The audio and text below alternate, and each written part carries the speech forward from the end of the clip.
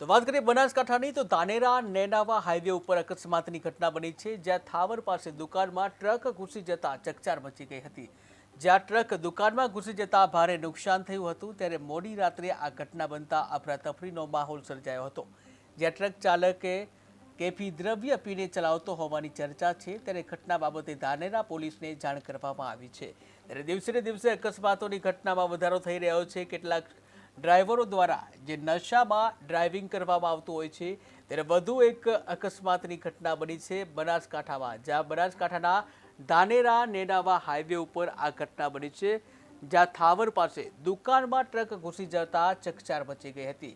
જ્યાં ટીવી સ્ક્રીનના દ્રશ્યો તમે જોઈ રહ્યા છો કે જ્યાં દુકાનમાં એક ટ્રક ઘૂસી ગયો છે, ત્યારે દુકાનમાં ટ્રક ઘૂસી જતા ચકચાર મચી ગઈ હતી। થાવર પાસે દુકાનમાં આ ટ્રક ઘૂસી ગયો હતો, ત્યારે ધાનેરા નેનાવા હાઈવે ઉપર અકસ્માતની ઘટના બની હતી, જ્યાં ટ્રક દુકાનમાં ઘૂસી જતા ભારે નુકસાન પણ થયું છે।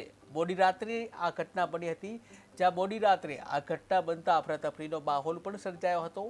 ટ્રક ચાલક કેફી દ્રવ્ય પી અને ડ્રાઇવિંગ કરતો હોવાની ચર્ચા હાલ તો વેગ પકડ્યો છે ચર્ચાએ। ત્યારે ઘટના અંગે ધાનેરા પોલીસને જાણ કરવામાં આવી છે, જ્યાં ધાનેરા પોલીસ દ્વારા આગળ શું કાર્યવાહી કરવામાં આવી છે તે હવે જોવું રહ્યું, પરંતુ જે પ્રકારે અકસ્માતોની સંખ્યામાં જે વધારો થઈ રહ્યો છે તે ચોક્કસ એક ચિંતા ઉપજાવે તેવું છે।